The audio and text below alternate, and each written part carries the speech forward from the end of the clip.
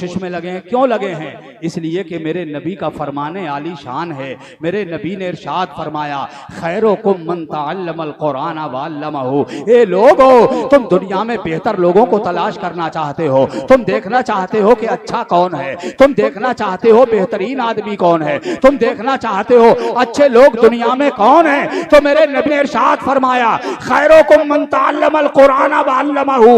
तुम में सबसे बेहतरीन आदमी वो है जो खुद कुरान सीखता है और दूसरों को कुरान सिखाता है। सुभान अल्लाह, सुभान अल्लाह, सुभान अल्लाह। अच्छा आदमी, बेहतरीन आदमी वो है जो कुरान सीखे और कुरान सिखाए। कुरान सारे उलूम का मजमुआ है।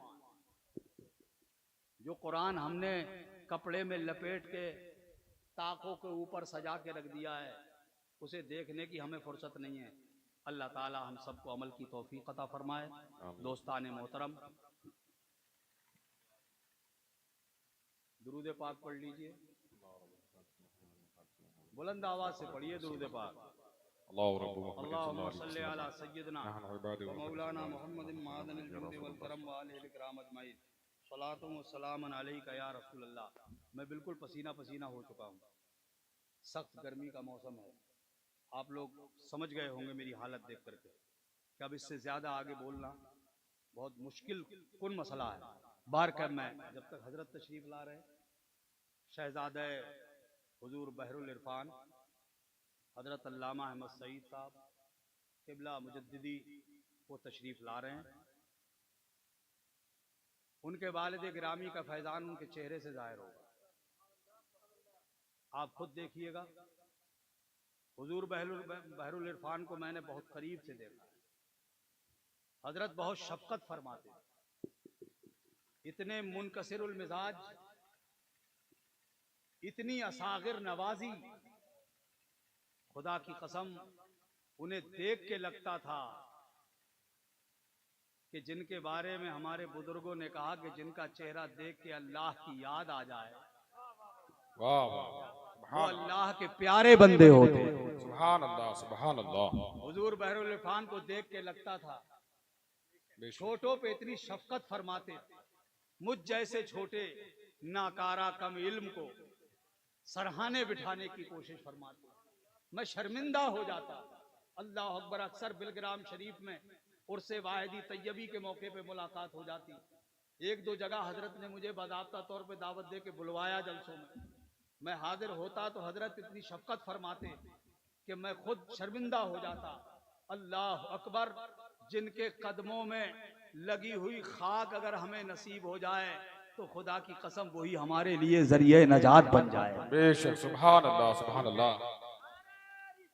या रसूलुल्लाह, जिंदाबाद, जिंदाबाद, सुभान अल्लाह।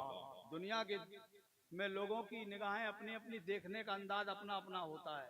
कोई किसी नजर से देखता है, कोई किसी नजर से देखता है। मियाँ रिया का ताल्लुक इंसान के चेहरे से नहीं होता, इंसान के दिल से होता है। दिल से होता है। और मियाँ कई लोगों को मैंने, मेरी हुज्जत भी हो गई, बात अच्छी नहीं लगी, मगर मैं बहरुल इरफान को बहुत अच्छी तरह से करीब से देखता था। खुदा की कसम मैंने उनकी जलवत भी देखी और बहुत थोड़ी सी मैं उनकी खलवत भी देख सका।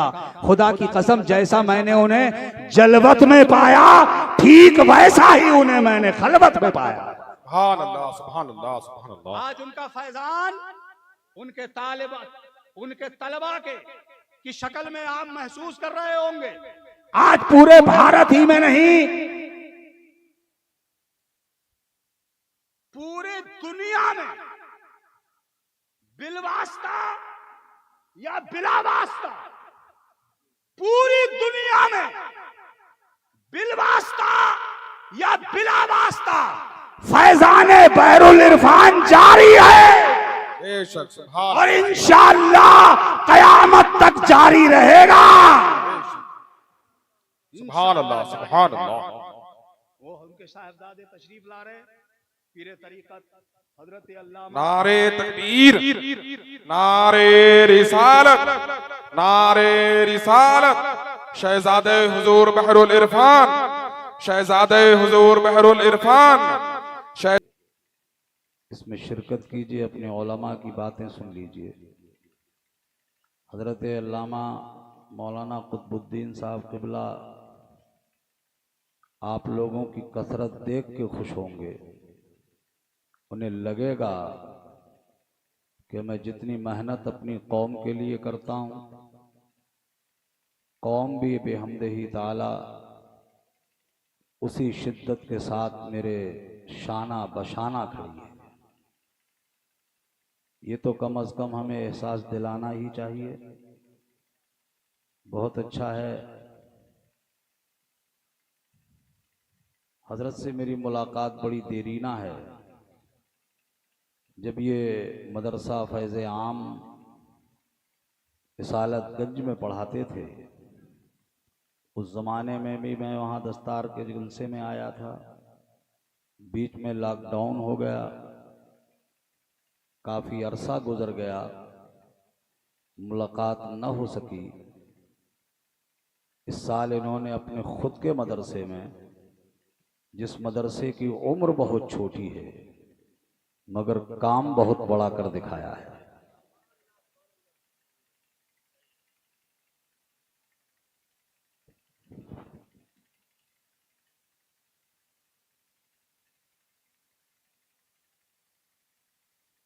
बहुत छोटी सी उम्र में दारुल कादरिया आफाकिया ने जो कारहाय नुमाया अंजाम दिया है, जिस मदरसे की चार दीवारी में रहकर आप लोगों का साथ, आपके ताउन, आपकी मदद से जिन बच्चों ने असातिज़ाए किराम के सामने ज़ानुए अदब तय करके कुरान पाक के 30 पारों को अपने सीने में जमा कर लिया है, आज अल्हम्दुलिल्लाह वो फसले बहार, वो हसीन मंजर आप अपनी निगाहों से देखेंगे कि इस दारुल उलूम अहमद कादरिया आफाकिया ने बहुत कलील मुद्दत में अपनी कौम के हवाले, अपनी कौम के चंद बच्चों को कुरान का हाफिज बनाकर उनके सामने पेश कर दिया है। इस पर आप सबको सुभान अल्लाह कहना चाहिए। मैं अपनी बात शुरू करूंगा। कुरान करीम की जो मैंने आया पाक की तिलावत की है, ये उलमा मेरी गुफ्तगू का पस मंज़र समझ गए होंगे, इनका जहन तो वहाँ तक पहुँच गया होगा। मैं बहुत सादा ज़बान में, बहुत आसानी के साथ आपकी खिदमत में कुछ ज़रूरी चीज़ें रखने की कोशिश करूँगा। मुझे उम्मीद है कि आप मेरी गुफ्तगू को निहायत ही मतानत और संजीदगी के साथ समाअत कर लेंगे। जिन बच्चों की दस्तारबंदी होने वाली है, उन्हें नाज़िम इजलास ने दावत दे दी है, वो मिंबर पाक पर तशरीफ़ लाएंगे और रौनक अफरोज़ हो जाएं, मेरे करीब आके बैठ जाएं तो शायद मुझे उन्हें देख के कुछ बातें याद आ जाएं और मैं आपकी खिदमत में इन तालिबान उलूम दीनिया की अज़मत, इनकी शान व शौकत, इनकी बरकतें, इनकी रिफ़ातें, इनकी बुलंदियाँ शायद मैं आपके सामने अर्ज कर सकूं। ये कुरान पाक सीने में बसाने वाले लोग ये मामूली लोग न समझे जाएं। अल्लाह की कसम, यही वो मुबारक जमात है जिसके लिए समंदर में रहने वाली मछलियां भी दुआएं करती हैं, सुराखों में रहने वाली चींटियां जिनके लिए अल्लाह के दरबार में दस्त बदुआ रहती हैं। गौर करें ये कितने अजीमुल मर्तबत होंगे लोग, इनकी शान कितनी अजीम होगी। उलमा फरमाते हैं, मफहूम हदीस पाक भी है कि आलिम रब्बानी, आलिम बामल, अगर किसी ऐसे कब्रिस्तान के करीब से गुजर जाए जिस कब्रिस्तान में अजाब हो रहा हो, तो अल्लाह ताला उस आलिम दीन के गुजरने की बरकत से उस कब्रिस्तान पे होने वाले अजाब को उठा लेता है।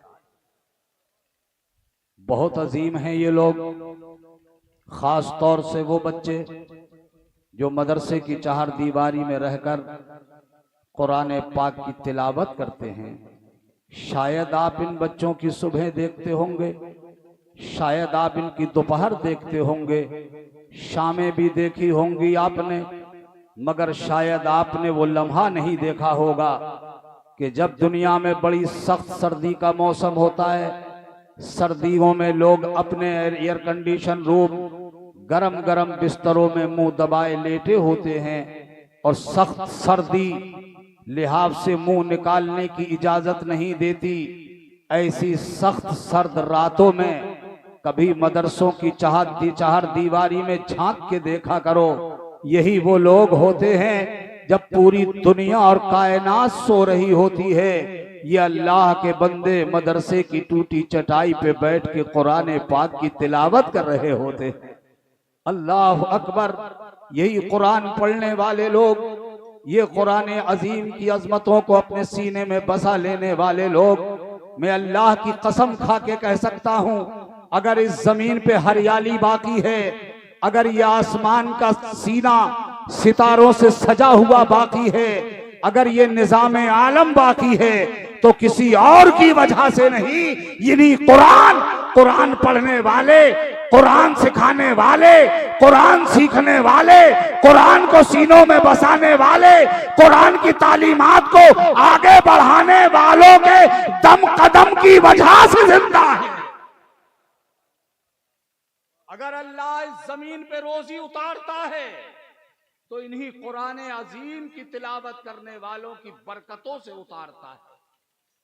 इनकी अजमतें कम नहीं, इनकी रिफतें कम नहीं, बहुत ऊंचा मकाम है इनका, बहुत ऊंचा दर्जा है इनका। एक बात आप मेरी नोट करके ले जाइएगा, लिख लीजिएगा आप और इसे तहरीर करके ले जाएं।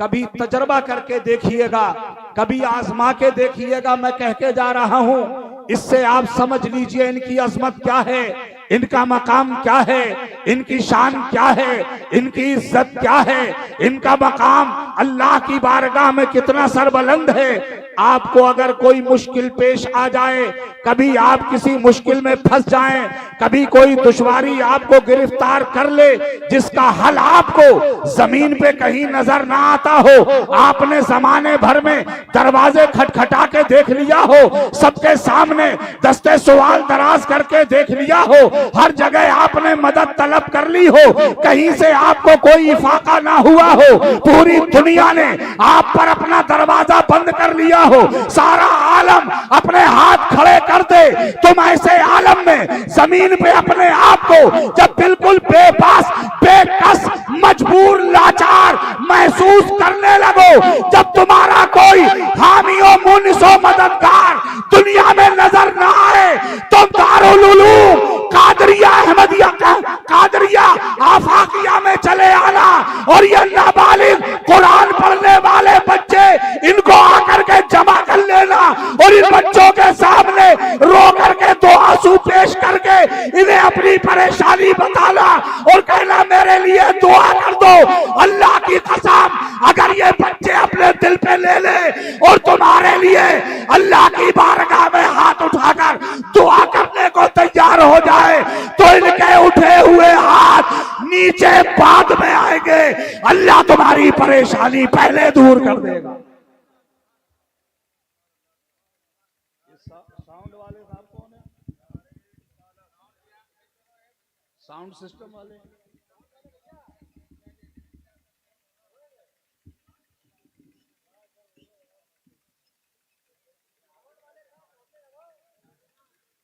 भाई साहब इसको थोड़ा फ्री कर दीजिए, इसको थोड़ा सा फ्री कर दीजिए। तवज्जो है, मेरी बात आप लोग समझ रहे हैं? कह समझ रहे हैं तो सब कह दीजिए सुभान अल्लाह और ऊंची आवाज में कह दें। और ये सुभान अल्लाह शरीफ जिसकी तिलावत आप कर रहे हैं, ये सुभान अल्लाह कुरान पाक की आयत का एक हिस्सा भी है। अगर इस सुभान अल्लाह को किसी ने इस नीयत से तिलावत किया कि मैं कुरान पढ़ रहा हूं, तो अल्लाह उसे कुरान पढ़ने का सवाब अता फरमाएगा। मेरी बात समझ में आई होगी आपकी। ये छोटे छोटे कुरान पढ़ने वाले बच्चे आपके लिए जब दुआएं करें, अल्लाह की बारगाह में दो आंसू पेश करके हमारी मुश्किलात दूर करने के लिए अल्लाह की बारगाह में दुआ गो हो जाएं, अल्लाह इनकी दुआओं की बरकत से हमारी मुसीबतें टाल देता है, हमारी मुसीबतें दूर कर देता है। बहुत अजीम है ये लोग। इससे आपको अंदाजा लगा लेना चाहिए, इससे समझ लेना चाहिए, ये बड़े अजीम बाबरकत लोग हैं। मगर मैं अपनी गुफ्तगू का यहीं से रुख मोड़ने की कोशिश करूंगा और आपके ज़हन तक पहुंचने की कोशिश करूंगा। दोस्तों, ये हुफ़ाज़े किराम जो आज इस मदरसे से फारिग होकर आपके सामने आ गए, सुभान अल्लाह, मगर यहां से आप ये न समझ लें कि मेरी कौम के हर बच्चे का हाफिज होना जरूरी है, हर बच्चे का आलिम होना जरूरी है, हर बच्चे का कारी होना जरूरी है, हर बच्चे का मुफ्ती वक्त हो जाना जरूरी है। अगर हो जाए तो सुभान अल्लाह, आलिम बन जाए अल्हम्दुलिल्लाह, हाफिज हो जाए माशा अल्लाह, मुफ्ती हो जाए बारक अल्लाह, बहुत अच्छी बात है। ये सारी चीजें जरूरी हैं। जहां मेरी कौम के लिए एक हाफिज का होना जरूरी है, एक आलिम का होना जरूरी है, एक कारी का होना जरूरी है, एक मुफ्ती का होना जरूरी है, वहीं दोस्तों ये जहन नशीन करके रखो, मेरी कौम के लिए डॉक्टर भी जरूरी है, इंजीनियर भी जरूरी है, मास्टर भी जरूरी है, बैरिस्टर भी जरूरी है, IAS भी जरूरी है, IPS भी जरूरी है, वैज्ञानिक भी जरूरी है, साइंटिस्ट भी जरूरी है। जहां हमारी कौम का एक बच्चा आलिमे दीन बन के आए, वहीं एक आलिमे दुनिया की भी सख्त जरूरत है। ये जमाने का तकाजा है, ये वक्त की जरूरत है। ये जमाना और आज के जमाने में याद रखिएगा, बहुत जरूरत है तालीम की, बहुत जरूरत है पढ़ने लिखने की, बहुत जरूरी है हमारे बच्चों का पढ़ा लिखा होना। आप याद रखना, बहुत दूर जाने की जरूरत नहीं है। अभी 10-20 साल आगे झांकने की कोशिश करो और देखो 10-20 साल के बाद बगैर पढ़े लिखे लोगों की हैसियत क्या होगी, औकात क्या होगी, उनका मकाम क्या होगा। कभी सोचा है आपने? या वही रात दिन जो पहले गुजरते थे वो अब भी गुजर रहे हैं, जैसे पहले हालात थे वो आज भी हैं, जैसी चाल बेढंगी पहले थी वो आज भी ऐसी है। हम ना कल पढ़े लिखे थे, ना आज अपने बच्चों को पढ़ाने लिखाने की कोशिश कर रहे हैं, वही कल की तरह हम आज भी घूम रहे हैं। नहीं नहीं भाई, आज से तुम्हें मिजाज बदलना पड़ेगा, अब से तुम्हें अपना ज़हन चेंज करना पड़ेगा, अब तुम्हें माहौल के साथ अपने आप को ढालना पड़ेगा। एक पढ़ा लिखा इंसान, अगर तुम चाहते हो कि आने वाले वक्त में तुम्हारे बच्चे सर उठा के जिए, तुम चाहते हो तुम्हारे बच्चे दुनिया के शाना बशाना खड़े होके जिए, अगर आप ये चाहते हो कि मेरे बच्चे सर उठा के इज्जत की जिंदगी जिए, अगर तुम ये चाहते हो कि मेरा बच्चा दुनिया की आंखों में आंखें डाल करके जिए, अगर ये चाहते हो तो उसके लिए तुम्हें अपने बच्चे को पढ़ाना पड़ेगा। तुम्हें अपने बच्चों को तालीम देनी पड़ेगी, इसलिए कि दुनिया की आंखों में आंखें डालकर एक पढ़ा लिखा इंसान ही बात कर सकता है। जाहिल अंगूठा छाप कभी दुनिया की आंखों में आंखें डाल के जी नहीं सकता। और ये 10-20 साल के बाद देख लेना, अगर जिंदा रह जाऊं मैं तो याद कर लेना, वरना कभी ख्वाब में भी याद आ जाऊं तो समझ लीजिएगा कि कोई दीवाना आया था, कुछ कह के चला गया था। 10-20 साल के बाद देखोगे बगैर पढ़े लिखे आदमी की हैसियत नाली में रेंगने वाले कीड़े से ज्यादा नहीं होने वाली। बगैर पढ़े लिखे लोग कीड़े मकोड़े से ज्यादा हैसियत नहीं रखेंगे। अगर चाहते हो हमारी नस्लें इंसानों की तरह जिए,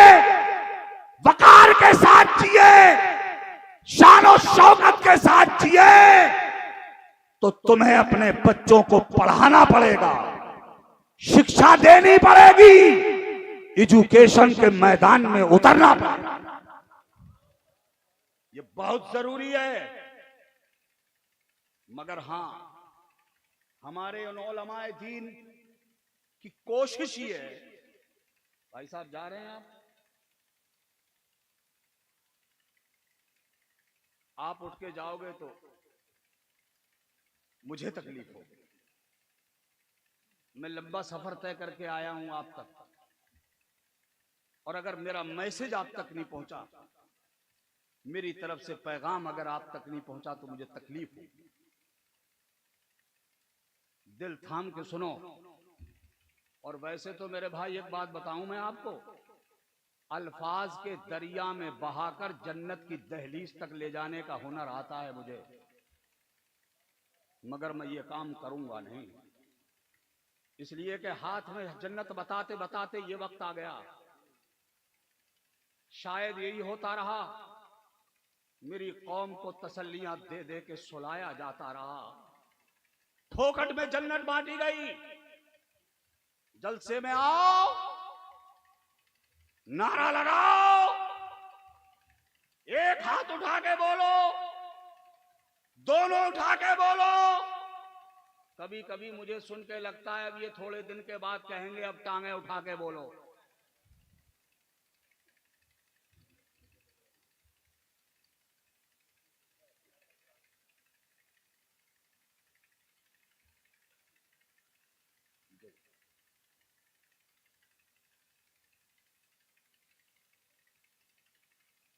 अगर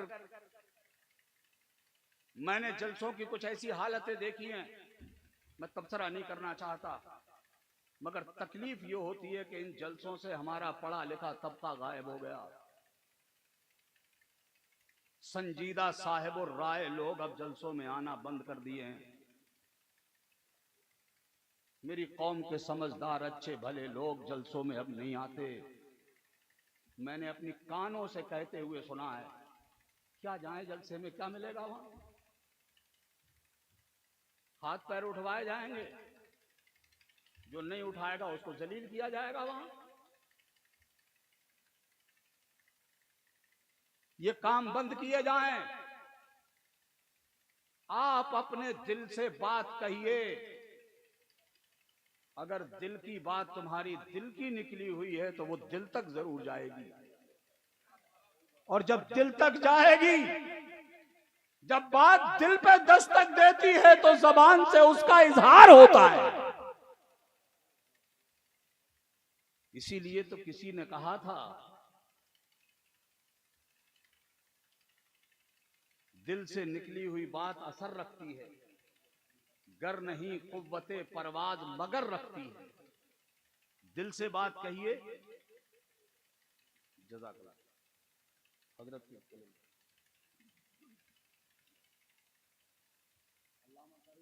साहब, अरे आप आज मेरे कारवां हैं और दूल्हा भी है।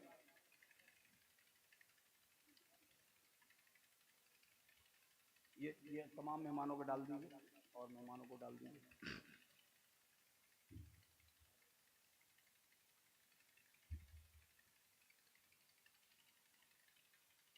एक बार दुरूद पाक पढ़ लीजिए। अल्लाहुम्मा सल्ली अला सय्यदना व मौलाना मोहम्मद मादनिल जूदी वल करम व आलिल इकराम अजमईन। ये मेरी जमात ही मेरी पुष्ट पनाही कर रहे हैं, ये मेरे दस्तो बाजू हैं,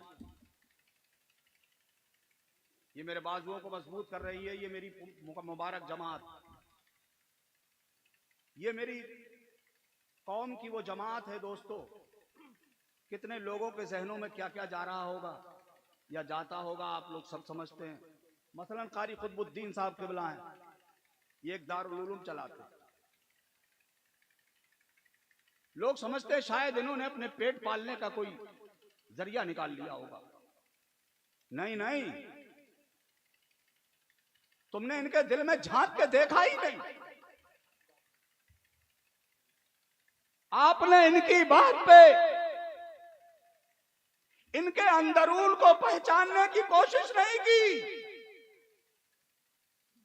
दुनिया की तरह जमाने की रविश के मुताबिक आपने वही सोच लिया जो दुनिया सोचती है। मैं अल्लाह की कसम खा के कहता हूं, अगर ये मुबारक जमात सिर्फ तिजारत और बिजनेस पे उतर जाए, खुदा की कसम इनसे अच्छी तिजारत और बिजनेस और कारोबार दुनिया का कोई तुज्जार कर ही नहीं सकता है। मगर ये दुनिया की तमाम दौलतों, सरमायों, मालो दौलत को पसे पुष्ट डालकर आपके दर पे आते हैं, आपके बच्चे की भीख मांगने। किसके लिए? ताकि मेरी कौम का कोई बच्चा जाहिल न रहने पाए, कोई अंगूठा छाप न रहने पाए। ये इसीलिए आते हैं आपके दरवाजे पर। मगर आप फर्क समझो, ये दीन की तालीम भी देना चाहते हैं। कई लोगों का जहन हमारे यहां दुनिया की तालीम की तरफ हो गया है। अल्हम्दुलिल्लाह मेरी कौम जाग रही है। अब तो हमारे मदारिस से भी IAS निकल रहे हैं, अब तो हमारे दारुल उलूम भी डॉक्टर्स पैदा कर रहे हैं। आज हमारे यहां से भी वकला की जमात निकल रही है। ये काम हो रहा है, होने लगा है। मगर कुछ लोग सिर्फ और सिर्फ दुनिया, महज दुनिया, सिर्फ दुनिया की तालीम में मुब्तला कर देते अपने बच्चों को। वो जब तक घर पे रहता है बच्चा तो उसे कॉन्वेंट में पढ़ाएंगे, इंग्लिश मीडियम स्कूल में पढ़ाएंगे, CBSE बोर्ड के स्कूल में पढ़ाएंगे। बच्चा 8वां करेगा, 9th में जाएगा, हाई स्कूल में टॉप कर जाएगा,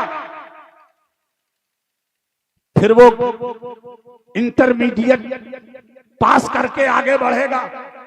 अच्छे नंबरों से अच्छे मार्क्स लेके आया, अब यूनिवर्सिटी चाहिए उसे, एक अच्छा तालीमी इदारा चाहिए उसे। अब वो आगे बढ़ेगा, कंपटीशन में तैयारी करेगा, जाएगा किसी यूनिवर्सिटी में। जिस बच्चे की तुमने बचपने में उसकी मजहबी बुनियाद मुकम्मल नहीं की, उसकी मजहबी बुनियाद को मजबूत नहीं किया, बच्चा आपका पढ़ने के लिए गया यूनिवर्सिटी में, वहां पर पहले से जमाते इस्लामी के ट्रेंड लोग, तबलीगी और देवबंदी किस्म के लोग, पहले से तरबियत याफ्ता हमारे नए आने वाले बच्चों का तपाक से इस्तेमाल करते हैं और फिर उन्हें नमाज के नाम पर, कुरान के नाम पर गुमराह करके उन्हें अपने जैसा बददीन बना देते हैं। जो बच्चा जब तक हमारे ज़ेरे साया रहा वो नियाज भी करता था, फातिहा भी पढ़ता था, सलाम भी, क़याम भी पढ़ता था, मिलाद भी पढ़ता था, जुलूस में भी निकलता था, 11वीं शरीफ गौ से पाक की मनाता था।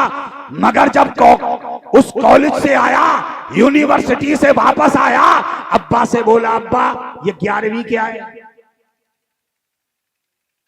ये 12वीं क्या है। इसलिए ये मेरे उलमा ये चाहते हैं कि हमारा बच्चा डॉक्टर बने, MBBS की डिग्री हासिल करके आए, MD पास कर ले, MS करके आ जाए, सर्जन बन के मेरा बेटा आ जाए। और जब आए तो मैं बीमार पड़ जाऊं, मेरा बच्चा मेरा इलाज करे, जरूरत पड़े तो मुझे टेबलेट दे दे, जरूरत हो तो कैप्सूल दे दे, जरूरत हो तो इंजेक्शन लगा ले, जरूरत आए तो सलाइन दे दे, जरूरत पड़े तो एडमिट करके मेरा इलाज करे, मेरी पूरी बॉडी का टेस्ट करके मेरा इलाज करता रहे। मगर जब वो वक्त आ जाए, जब वो घड़ी आ जाए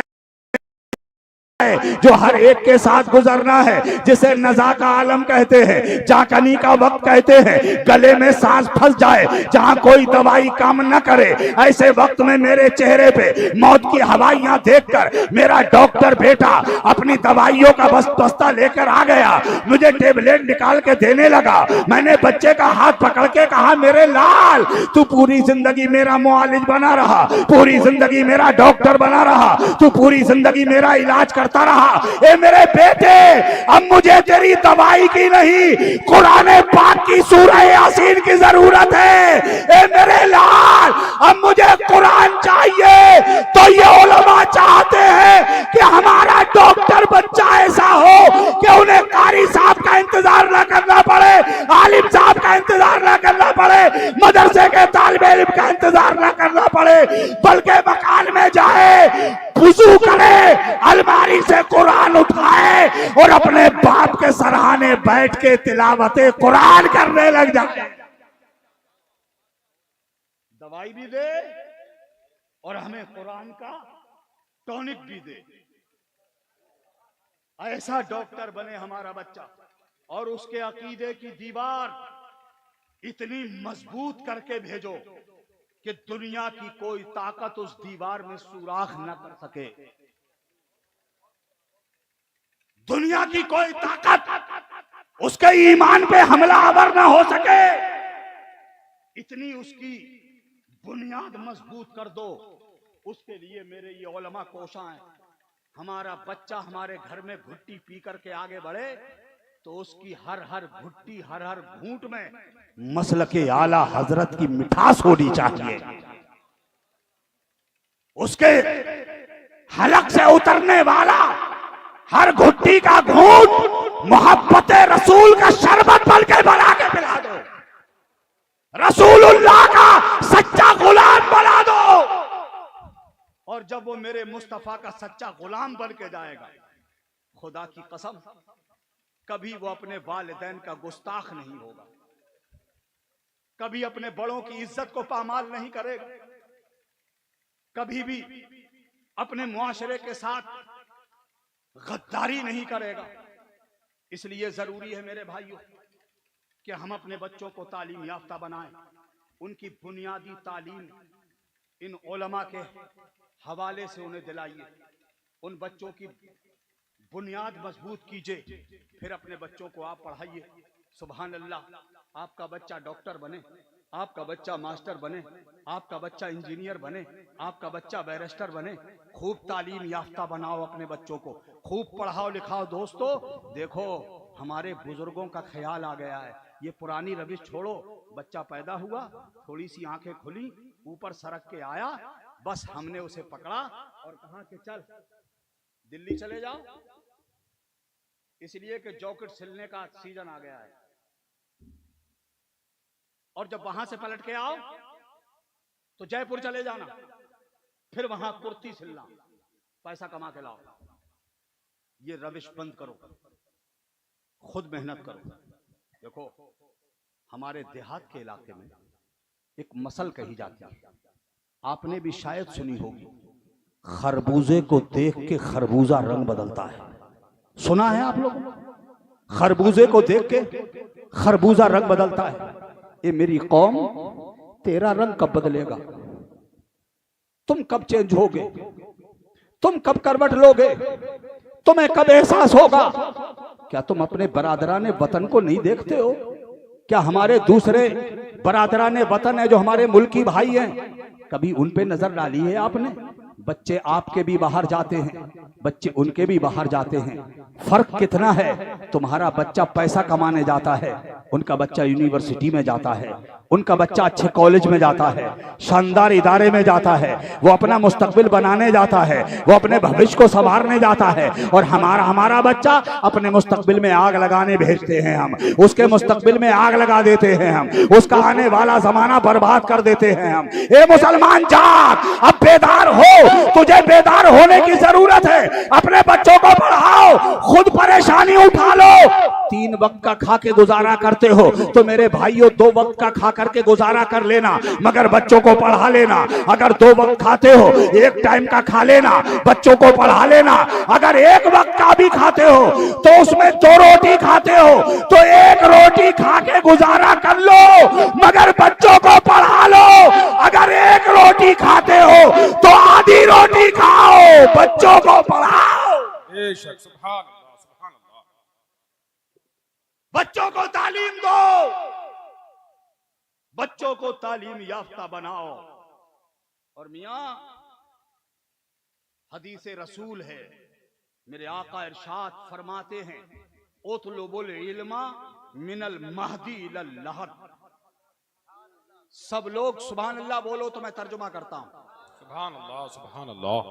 हमारे आका और मौला ताजदार मदीना सरवरे कौनो मका जनाब मुहम्मदुर रसूलुल्लाह सल्लल्लाहु ताला अलैहि वसल्लम मेरे आका इरशाद फरमाते, माँ की गोद से लेकर कब्र में जाने तक इल्म हासिल करो,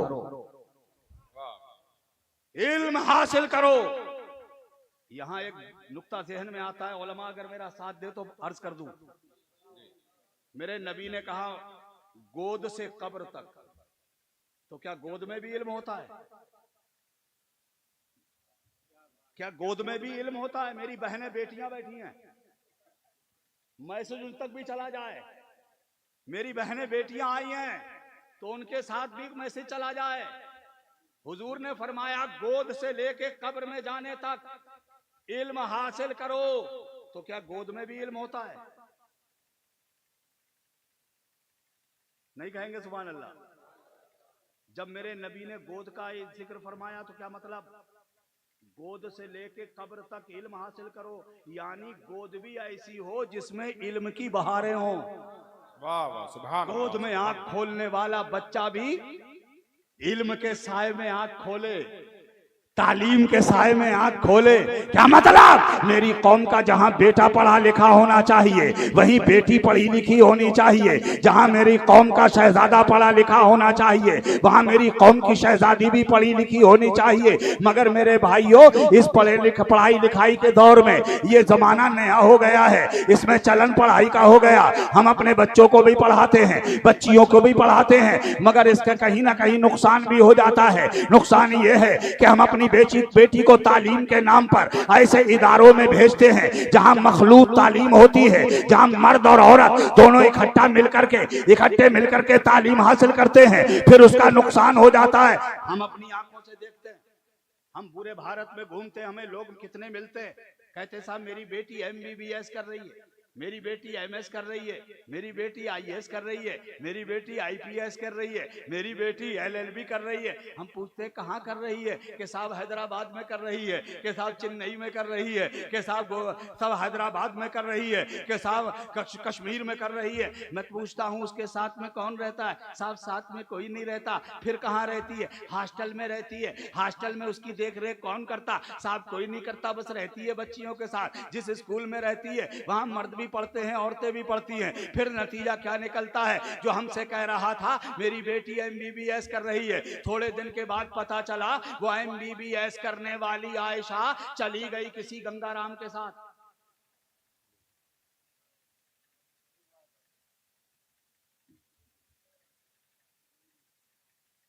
मैं एक बहुत कड़वी बात कह रहा हूं, बुरी लगे तो मुझे माफ कर देना मेरे भाइयों, और बुरी लगे तो लगती रहे, क्या कर लोगे मेरा?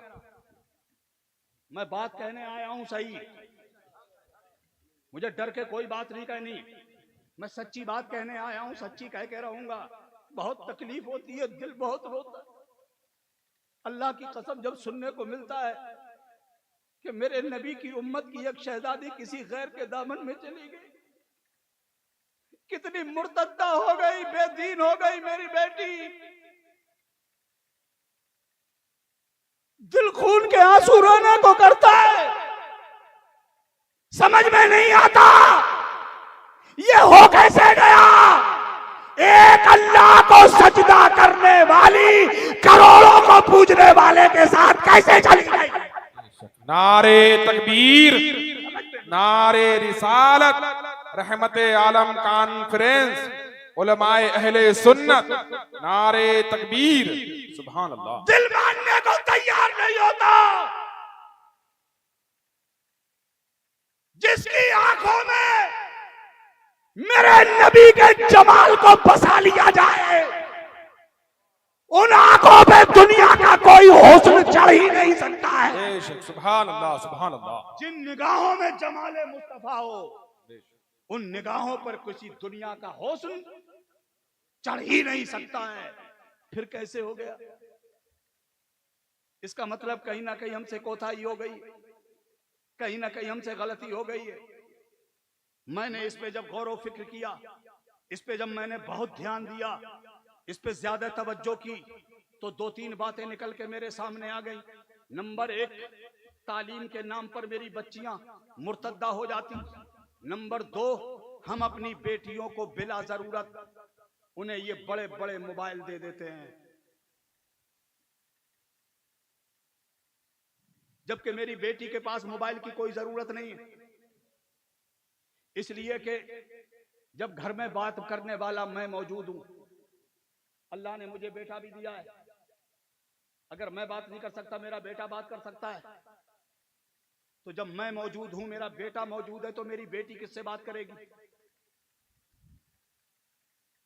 और जब बेटी बात नहीं करेगी तो बेटी के पास ये बड़ा मोबाइल की जरूरत नहीं है ना। इसी मोबाइल के जरिए से दुश्मन तुम्हारे बेडरूम तक आ गया, इसी मोबाइल के जरिए से लोग हमारी दहलीज तक आ गए। इसलिए मेरे भाई, अब ये मोबाइलों को अपनी बेटियों को मत दो। नहीं, ये मोबाइल उस वक्त तक मोबाइल हो सकता है जब तक ये तुम्हारे हाथों में है, और जब ये तुम्हारे हाथ से निकलकर तुम्हारी बेटी के हाथ में आ गया तो ये मोबाइल तुम्हारी बेटी के लिए शैतान भी बन सकता है। इसलिए अब जरूरत इस बात की है, अगर आप देना ही चाहते हो तो अपनी बेटी को मोबाइल मत दो। अब वक्त का तकाजा ये है कि आप अपनी बेटी के हाथ से मोबाइल वापस ले लें, उसके एक हाथ में तिलावत करने के लिए कुरान दे दे और दूसरे हाथ में नमाज पढ़ने के लिए मुसल्ला दे दे। सुभान अल्लाह, सुभान अल्लाह, जिंदाबाद जिंदाबाद, सुभान अल्लाह। नंबर 3, हमारी बेटियों की वक्त पे शादी न होना।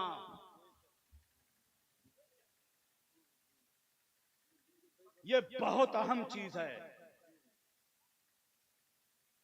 चूंकि हमने शादियां इतनी महंगी कर डाली हैं कि एक कम पूंजी वाला आदमी, एक गरीब आदमी जिसके पास धन नहीं, दौलत नहीं, सरमाया नहीं, 2-3 बेटियों का बाप है, कमाने वाला कोई और भी नहीं है, जरिए माश के जराए बहुत मुख्तसर है, तन्हा कमाने वाला कैसे कैसे अपने बच्चों का पेट पालता है। जब उसकी बेटियां उसके आंगन में जवान होती, उस बाप से कभी रात की तन्हाई में जाके पूछना, भाई तुझे रात को नींद आती? हम सिर्फ अपना अपना देखते, सिर्फ अपने बारे में सोचते हैं। हम कभी उस गरीब बेटियों के बाप से भी जाके पूछ लो, लोग समझते हैं, घर वाले समझते होंगे कि वो रात को लिहाफ में मुंह दबाकर बहुत चैन की नींद सो रहा होगा। मैं चश्मदीद गवाह हूं, वो सोता नहीं, रात भर हिचकियां ले लेके रोता है। कैसे करूंगा अपनी बेटी की शादी? कैसे अपनी बेटी को रुखसत कर सकूंगा? इसलिए कि दुनिया ने बहुत महंगी कर दी है शादी, बहुत पैसा खर्च करना पड़ता है। मेरे पास तो है नहीं धन दौलत, कहां से लाऊं मैं इतना सरमाया? कैसे विदा करूंगा अपनी बेटी को? ये सोच सोच के रोता है मेरी कौम का एक गरीब मुसलमान।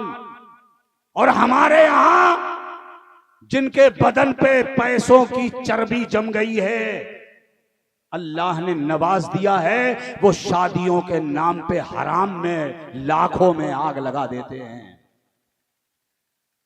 बेवजह लड़के की शादी है, शानो शौकत दिखाने के लिए लाखों रुपए में आग लगा देता है मुसलमान।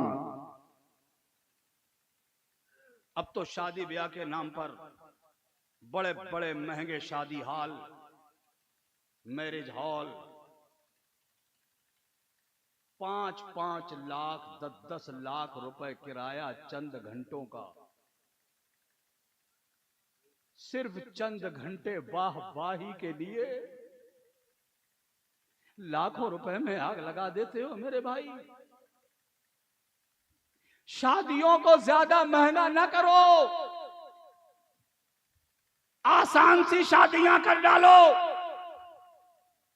मिसाल के तौर पर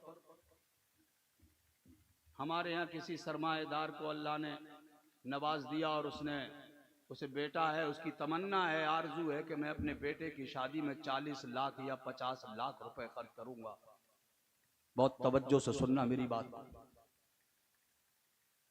50 लाख रुपए खर्च करने की जिसने कसम खा रखी हो कि मैं अपने बेटे की शादी पे इतना रुपया खर्च करूंगा, ठीक है, करो शादी, आसान शादी कर लो, कम खर्चे वाली, और कम खर्चे वाली शादी करो, 25 लाख में निमट जाएगी। 25 लाख में कर ली, 25 लाख बच गए, उसका क्या करोगे? उसे हराम की नाली में मत बहाओ, उसे महफूज रखो, हिफाजत से रखो। फिर अपनी कौम पे नजर दौड़ाओ, अपनी बस्ती में नजर डालो, अपने रिश्तेदार अजीजों अकारिब में मुसलमानों में निगाह दौड़ाओ कि किस किस गरीब भाई की बेटियां जवान घरों में बैठी हैं। मैं उस 25 लाख के जरिए से मैं कितने गरीब बच्चियों की शादियां और निकाह कर सकता हूं। आप अपने बेटे की शादी भी करें और उस बचे हुए पैसे को आप किसी गरीब की बेटी की शादी में खर्च कर दें। मियां अपने लिए तो दुनिया जीती है, कभी किसी गैर के लिए जीने का हौसला रख के देखो। कभी किसी एक दिन जिंदगी में, सिर्फ एक दिन, कभी दूसरे के लिए जी के देखना वो दिन तुम्हारा कितना सुकून से कटता है, उस दिन तुम्हें कितनी खुशी हासिल होती है। इसलिए मेरे भाइयों, हमारी बेटियों की वक्त पे शादियां ना होना भी इस बात का सबब है कि हमारी बेटियां कहां से कहां पहुंची जा रही हैं। इसलिए हमें मुआशरे को तब्दील करने की जरूरत है। तालीम हम देंगे अपनी बेटियों को, पढ़ाएंगे अपनी बेटियों को, एजुकेटेड करेंगे अपनी बेटियों को, हम ग्रेजुएट करेंगे अपनी बेटियों को, आला तालीम से आरास्ता करेंगे, हायर एजुकेशन से आरास्ता करेंगे, हम उन्हें डॉक्टर भी बनाएंगे, इंजीनियर भी बनाएंगे, मगर अपनी बेटियों की तालीम का इंतजाम हम दूसरों के भरोसे नहीं छोड़ेंगे, हम उसका इंतजाम खुद करेंगे। सुभान अल्लाह, सुभान अल्लाह। हम खुद करेंगे। बस इतनी सी मेरी बात मान लो कि अपनी शादियों में होने वाले खर्च को मुख्तसर कर दो, उस पैसे को बचाकर अपने बच्चों की, कौम की फलाह और बहबूदी के लिए लगाओ। ऐसे इदारे हर बस्ती में तामीर करो, ऐसे इदारे बनाओ जिसमें हमारी बेटियों की तालीम का मुकम्मल इंतजाम हो, जहां किसी मर्द की एंट्री ना हो, सिर्फ वहां खवातीन की ही एंट्री हो, वहां सिर्फ खवातीन ही पढ़ाने वाली, इंतजाम करने वाली हमारी खवातीन, सारी देख रेख करने वाली हमारी बहन बेटियां ही हो। उनकी तालीम का इंतजाम कर लीजिए। अपने बेटों की तालीम का भी इंतजाम दूसरों के सहारे मत छोड़िए, खुद इंतजाम कीजिए, खुद किसी और के सहारे मत रहिए। मेरे नबी ने आज से नहीं 1500 साल पहले मेरे मुस्तफा ने उस वक्त कहा था जब दुनिया इल्म की अहमियत नहीं जानती थी। मेरे आका ने इरशाद फरमाया था, उतलुबुल इल्मा वलौ काना बिस्सीन, तुम इल्म हासिल करो चाहे तुम्हें चाहे ना जाना पड़ जाए। सुभान अल्लाह, सुभान अल्लाह। इल्म की अहमियत का अंदाजा मालूम है आपको, कितना जरूरी है इल्म। देखो, मुसलमानों में जो सबसे पहली जंग हुई, एक तारीखी पहलू उठाता हूं, उसका एक गोशा आपके सामने रखना चाहता हूं, तवज्जो से सुनना। इस्लाम की पहली जंग, जिसे जंग बद्र कहा जाता है, जहां सारा कुफ्र सिमट करके मेरे नबी के लिए आया था और नबी के चाहने वालों को इस जमीन से मिटा देने की कसम खा के निकला था। अरब के बड़े बड़े बहादुर जंगजू, शहसवार, तलवार के धनी, बड़े बड़े सूरमाओं को 1000 की शक्ल में, 1000 की जमात लेकर, ये बहुत बड़ा लश्कर होता था उस दौर में, मदीने मुनव्वरा की तरफ निकल पड़े काफिर। मेरे नबी को मालूम हुआ, मेरे मुस्तफ़ा ने अपने गुलामों को बुलाया, बेसरो सामानी का ये आलम, मेरे नबी के गुलामों के कदम लड़खड़ा रहे हैं, पेट पे पत्थर बांध बांध के अल्लाह की ताअत व बंदगी करने वाली जमात, पेबंद लगे हुए कपड़े पहनने वाले लोग अल्लाह अकबर, अल्लाह के रसूल की आवाज पे लब्बैक कहते हुए हाजिर हो गए। मेरे आका करीम सल्लल्लाहु ताला अलैहि वसल्लम ने फरमाया, ए मेरे जानिसारो, कुफ्र इस्लाम को आवाज दे रहा है। अब इस्लाम को बचाने के लिए जरूरत है हमारे शहसवारों की। खुदा की कसम, जहां एक 80 साल का बुजुर्ग अपने आप को रसूलुल्लाह के कदमों में पेश कर देता है, वहीं 8 साल का बच्चा भी हाजिर खिदमत होकर और ये अर्ज करता है, या रसूल अल्लाह, मैं अपने आका के कदमों पे निसार होने के लिए तैयार हूँ। मेरे सरकार ने शुमार किया, गिनती लगाई, 313 लोग जमा हुए। तलवार है तो ढाल नहीं, बेसरो सामानी का ये आलम है। घोड़ा है तो ज़रा नहीं, बख्तर है तो नेज़ा नहीं, नेज़ा है तो भाला नहीं, ये बेसरो सामानी का आलम है। आ गए हुजूर की खिदमत में, या रसूल अल्लाह, गर्दन कटाने को हाजिर हूँ। मेरे मुस्तफ़ा ने अपनी शुमार की तो 313 लोग इकट्ठा हुए। इन्हें लेकर मेरे आका मैदान बद्र में उतर गए और मेरे नबी मैदान बद्र में आए। आज तो हम फोकट में जन्नत हासिल कर लेना चाहते हैं, जलसा करो, नारा लगाओ, जन्नत मिल जाएगी। आओ मेरे मुस्तफ़ा के कदमों में आओ। मैदान बद्र में देखो, मेरे मुस्तफ़ा अपने गुलामों को लेकर निकले हैं। मेरे नबी से बड़ा मुस्तजाबुद दावत दुनिया में कौन हो सकता है। मेरे आका खाने काबा की दीवार के नीचे सजदा करके गिलाफे काबा पकड़कर अल्लाह की बारगाह में दुआ कर देते, अल्लाह ताला पूरे आलम को मुसलमान कर देता। मगर नहीं, मेरे मुस्तफ़ा ने दुआ नहीं की, बल्कि मैदान बद्र में अपने गुलामों को उतार दिया और उसके बाद मेरे नबी के लिए जो आरीश बनाई गई थी, जो झोपड़ी डाली गई थी, वहां पर आकर मेरे आका के आराम के लिए जो इंतजाम किया था साहबा ने, मेरे नबी ने उसमें पहुंचकर अपना सर सजदे में रखा और अर्ज किया, मेरे मौला, मैं तेरे बंदों की जमात को लेकर मैदान में उतर आया हूं। ए परवरदिगार, अब तू अपने इन बंदों की मदद फरमा। सुभान अल्लाह, सुभान अल्लाह। उस वक्त मेरे नबी ने दुआ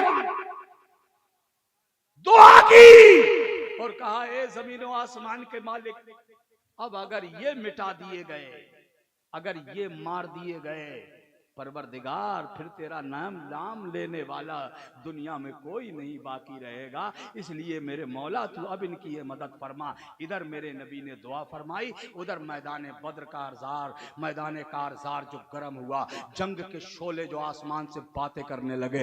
बड़े बड़े सूरमा, बड़े बड़े बहादुर उतरे हैं मैदान में, मगर अल्लाह की मदद गैब से आई है। मेरे नबी को मदद पहुंचाने के लिए अल्लाह की रहमत उतर आई है। आलम यह हुआ, मुख्तसर यूं समझिए कि 70 कुफ्फार फिन्नार कर दिए गए और 70 को गिरफ्तार कर लिया गया।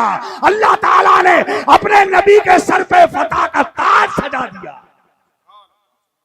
ये इस्लाम की पहली जीत थी, ये पहला मार्का था जो जीत लिया गया। 70 काफिर गिरफ्तार किए गए, असीर बना लिए गए। वो 70 पकड़ के लाए गए मदीने शरीफ में। मदीने में लाने के बाद मेरे सरकार ने सहाबा की एक मीटिंग ली, मजलिस शूरा मुनक्किद की। उसमें मेरे आका ने अपने गुलामों से पूछा, इन कैदियों के साथ क्या किया जाए। बहुत तवज्जो से सुनना, आज तो हम मशवरा करना भी पसंद नहीं करते हैं। अल्लाह के नबी ने इरशाद फरमाया, मशवरा कर लिया करो, इसलिए कि अल्लाह ताला ने मशवरे में बरकत रखी है। मशवरे में, सब बोलो, मशवरे में बरकत रखी है अल्लाह ने। मशवरे में बरकत होती।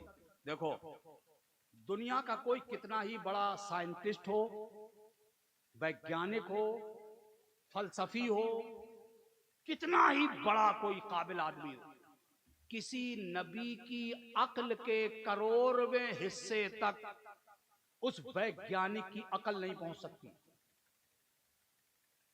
एक नबी की अक्ल के करोड़वें हिस्से तक। और मेरे नबी तो इमामुल अंबिया हैं, मेरे मुस्तफा तो सैयदुल अंबिया हैं, मेरे आका तो इमामुर रसूल है। आला हजरत बरेली से पुकार उठे, सबसे आला ओ आला हमारा नबी, सबसे बाला ओ बाला हमारा नबी, सारे अच्छों में अच्छा समझिए जिसे, है उस अच्छे से अच्छा हमारा नबी, सारे ऊंचों में ऊंचा समझिए जिसे, है उस ऊंचे से ऊंचा हमारा नबी, सब चमक वाले उजलों में चमका किए, अंधे शीशों में चमका हमारा नबी, जिसके तलवों का धोबन है ताबे हयात, है वो जाने मसीहा हमारा नबी। कौन देता है देने को मुंह चाहिए, देने वाला है सच्चा हमारा नबी, खल्क से औलिया, औलिया से रसूल और रसूलों से आला हमारा नबी। मेरे नबी तो सैयदुल अंबिया है। मेरे आका की अक्ल के बराबर कौन हो सकता है? मगर उसके बावजूद मेरे सरकार अपने सहाबा को बिठाकर मशवरा करते थे मेरे हुजूर, ये हम उम्मत की तालीम के लिए था, ये रहमत थी मेरे मुस्तफा की, हम गुलामों के लिए तालीम थी कि तुम भी मशवरा करना। सहाबा मशवरे के लिए बैठ गए। किसी ने कुछ कहा, किसी साहबी को अपना माजी याद आ गया, मक्के की वो जिंदगी याद आ गई कि जिस मक्के मौजमा की जिंदगी के दिनों में कदम कदम पे मौत उनका इंतजार करती थी, उन्हें जीने भी नहीं दिया जाता था, उन्हें मरने भी नहीं दिया जाता। इतने जुल्म और सितम के पहाड़ तोड़े जाते थे उनको, तो किसी किसी को तो अपना माजी याद आ गया। अल्लाह अकबर, ये रहमत आलम की रहमत देखो, सुभान अल्लाह बोलो तो बता। सुभान अल्लाह, सुभान अल्लाह। रहमत दो आलम की रहमत, सुभान अल्लाह।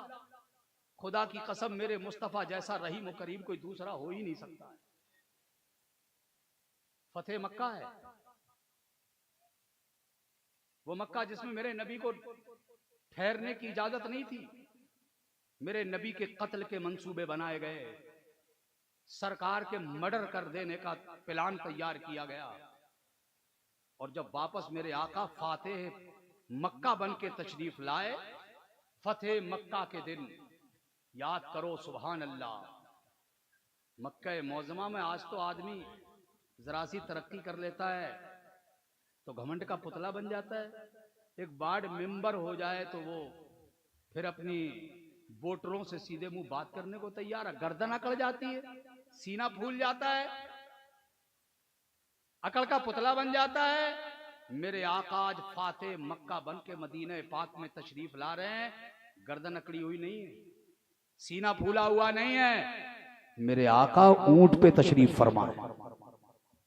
काहे पे तशरीफ फरमाए? ऊंट पर। ऊंट देखा होगा आपने, ऊंट की पीठ में कोहान होता है, उठी हुई जगह होती है, उस उठी हुई जगह के पीछे साइड में बैठा जाता है। मेरे सरकार वहां तशरीफ फरमाए और मेरे हुजूर का सर उठा हुआ नहीं, तना हुई तनी हुई गर्दन नहीं है, बल्कि मेरे आका का सर अनवर झुका हुआ है, और इस अंदाज में मेरे आका बैठे हैं जैसे सरकार कोहान, ऊंट के कोहान पे सजदा कर रहे हैं। अल्लाह अकबर। एक सहाबी जिनके हाथ में झंडा था वो मेरे हुजूर के करीब से गुजरने लगे। उनको अपना माजी याद आ गया, शायद मक्का देखकर उन्हें पिछला दौर याद आ गया कि यही वो मक्का है जहां हमें चटाइयों में लपेट लपेट के हमारे नाकों में धुआं भरा जाता था, हमें सांस भी नहीं लेने दी जाती थी, ऐसे ऐसे कुचल कुचल के हमें मारा जाता था, अंगारों पे सुलाया जाता था, हमें हमारी पीठों से चर्बी निकल निकल कर आग को ठंडा कर देती थी, हमें गर्म रेत पे खींचा जाता था, गरम गरम पत्थर हमारे सीनों पे रख दिए जाते थे, जबानें बाहर निकल आती थी। उन्हें शायद अपना माजी याद आ गया होगा। वो सहाबी जोश में आ गए, झंडा उनके हाथ में था, मेरे नबी के करीब से निकले, जोश में आकर उनकी जबान से एक जुमला निकल गया। उन्होंने कहा यौमा यौमुल मलामा, आज का दिन इंतकाम का दिन है, बदला लेने का दिन है, चुन चुन के बदला लेंगे। मेरे नबी की कान में आवाज आई, मेरे नबी ने सरे अनवर उठाया और इरशाद फरमाया, नहीं नहीं, अल यौमा यौमुल मरहमा, आज का दिन बदला लेने का दिन नहीं, आज का दिन रहमो करम का दिन है, आज का दिन अपने गुनहगारों को माफ कर देने का दिन है। सुभान अल्लाह, सुभान अल्लाह। उन साहबी के हाथ से झंडा ले लिया। अल्लाह, ये है मेरे आकाए कायनात रहमत आलम सल्लल्लाहु ताला, यही हुजूर ने 70 ये गुनहगारों को, इन कुफ्फार को गिरफ्तार कर लिया है। मशवरा हो रहा है इन कैदियों का क्या किया जाए। किसी ने कहा कि इनसे इंतकाम लिया जाए, बदला ले लिया जाए, कहा कि जो पैसा दे सकता है उसे पैसा लिया जाए, जान की कीमत वसूल ली जाए।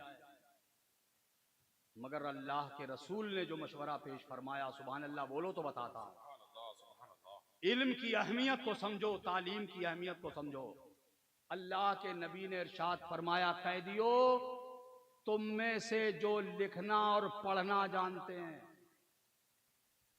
उनका फिदिया ये है कि वो हमारे बच्चों को लिखना और पढ़ना सिखाएं।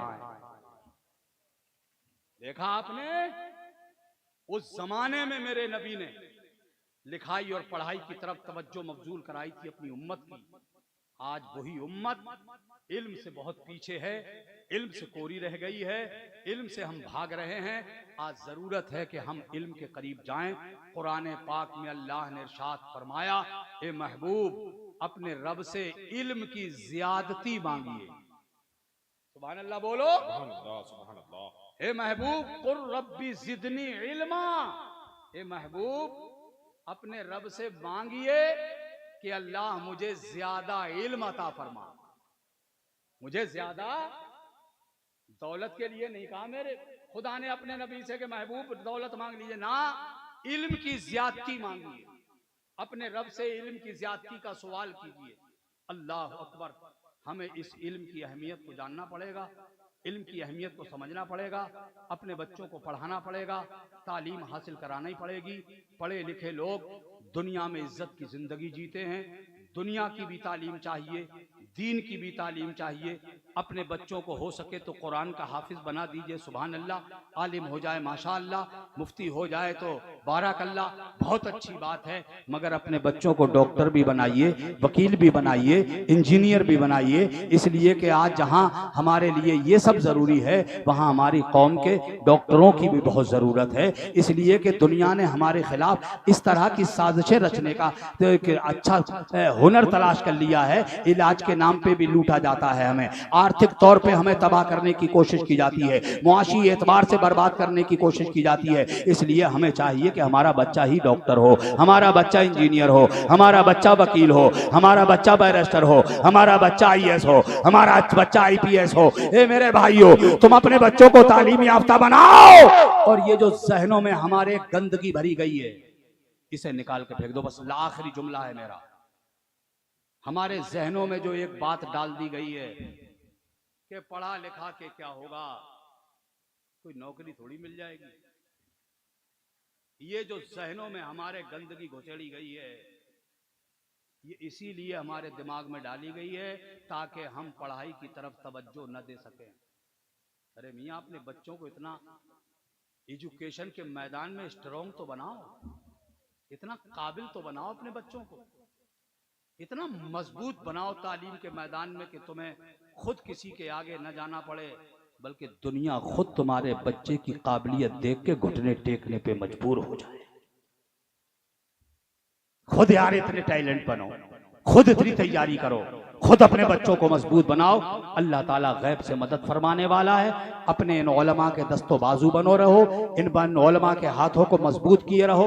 हजरत मौलाना कारी कुतुबुद्दीन साहब क़िबला जो कोशा हैं, लगे हैं रातों दिन इसी भाग दौड़ में, इसी कोशिश। हुजूर बहरुल इरफान, नारे तकबीर, नारे रिसालत।